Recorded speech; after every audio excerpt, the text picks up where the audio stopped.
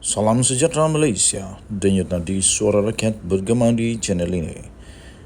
Jangan lupa tekan butang subscribe, like dan share. Malaysia kita punya, cintai Malaysiaku, kita jaga kita.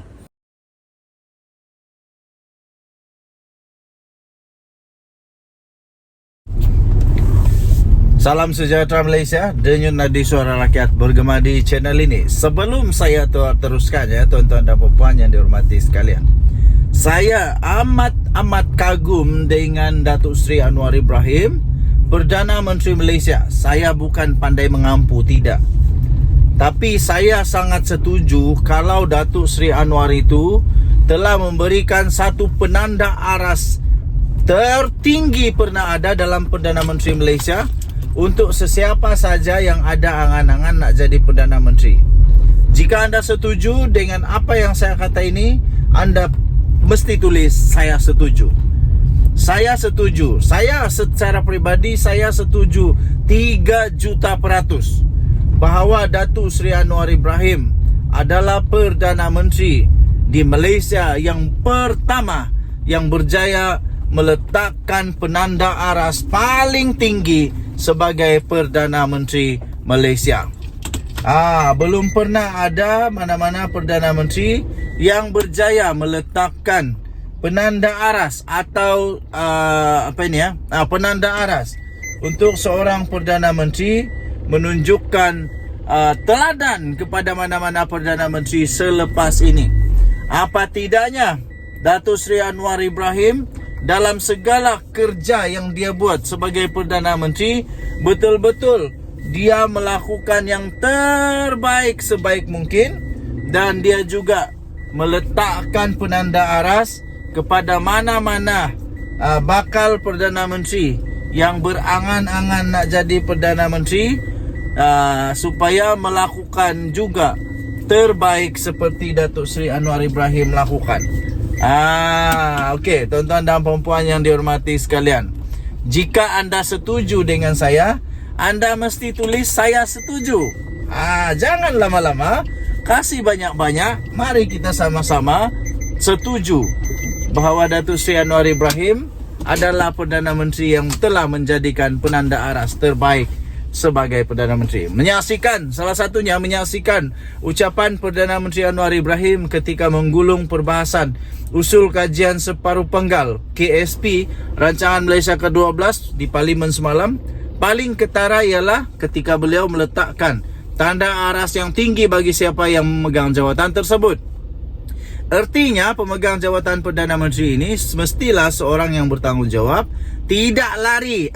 Dengar itu, tidak lari dari medan perjuangan, berani berdepan dengan soalan lawan, dan melibas balik jika diserang atau dipertikaikan. Lawan, jangan tak lawan, jangan takut, lawan. Tuan-tuan dan puan-puan yang dihormati sekalian, bertahun-tahun lamanya akhirnya kita tak ada Perdana Menteri yang memiliki ciri-ciri sedemikian rupa. Dulu ya memang ketika era BN hanya Tun Mahathir yang ada kualiti seperti itu. Cuma cara penyampaian beliau berucap terlalu biasa dan bersahaja. Itulah Perdana Menteri Tun Mahathir. Tapi Anwar Ibrahim hebatnya.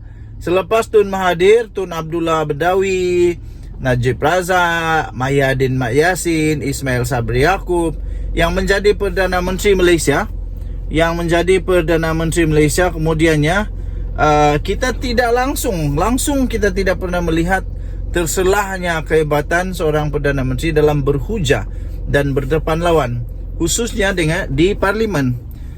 Najib sama sekali tidak berani membenarkan isu 1MDB dibahas di Parlimen.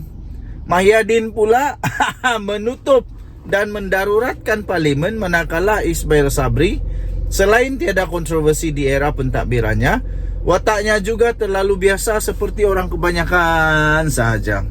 Selain itu, kita tentu faham sejauh mana kemampuan dan kewibawaan Ismail Sabri sebagai Perdana Menteri. Berbeza dengan Anwar Ibrahim semalam, beliau telah menampilkan gaya berpidato seorang Perdana Menteri yang hampir sempurna. Dari segi pidato, memang Anwar lebih hebat jika dibanding dengan Tun Mahathir. Dalam keseluruhan ucapannya semalam juga, Anwar jelas tidak lari daripada semua isu semasa dan memberi jawapan yang penuh berfakta terhadap segala persoalan yang timbul dalam negara pada ketika itu. Termasuk dijelaskannya ialah isu DNA timbalan Perdana Menteri Ahmad Zahid Hamidi yang jika ikut logiknya tidak perlu lagi diberi penjelasan lanjut kerana ia adalah bidang kuasa Peguam Negara Malaysia untuk memutuskannya. Bahkan jika Anwar mahu memilih jalan selamat, isu DNA itu lebih baik diserahkan saja kepada Azalina Osman Said, menteri yang bertanggungjawab dalam hal undang-undang saja untuk menjawabnya.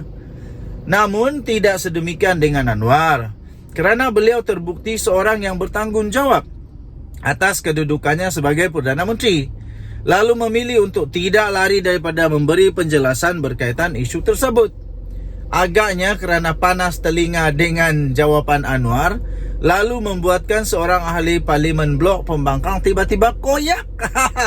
Koyak setelah kena libas. Seterusnya terjerit-jerit dengan perkataan tarik balik, tarik balik. Persis seorang budak sekolah rendah saja lagaknya. Kemudian seluruh Blok Pembangkang PN turut terkoyak dengan mereka keluar secara beramai-ramai meninggalkan Dewan. Kenapa mudah sangat mereka koyak? Patutlah ketika jadi menteri semasa era PN sebelum itu, kerajaan ketika itu ditakrif sebagai gagal secara total.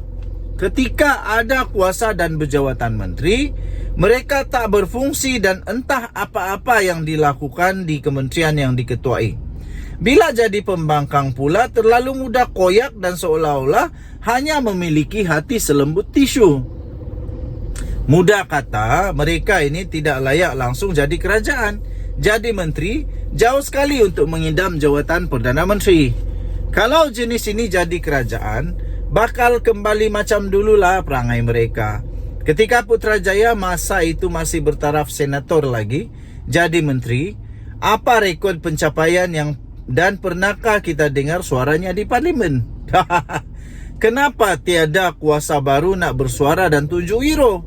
Yang nyata dengan penampilan Anwar di Parlimen semalam itu, tidak mudah lagi bagi sesiapa yang berangan-angan untuk jadi Perdana Menteri Malaysia selepas ini.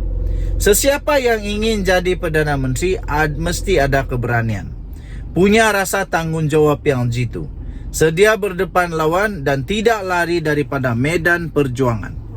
Kalau rasa-rasa tiada ciri-ciri itu, lebih baiklah berhenti segera jadi daripada berangan nak jadi Perdana Menteri. Jadi pembangkang dah keluar daripada Dewan. Jangan nak berangan-angan nak jadi Perdana Menteri lepas ni. Jika tidak mampu menandingi Anwar Ibrahim, sekurang-kurangnya biarlah setara dan tidak lebih bawah daripadanya. Perdana Menteri yang sekadar membaca perutusan khas. Aduh, siapa yang terasa tu? Membaca perutusan khas je. Dikata, ini live ke? Bukan ke? Takut dia kena live.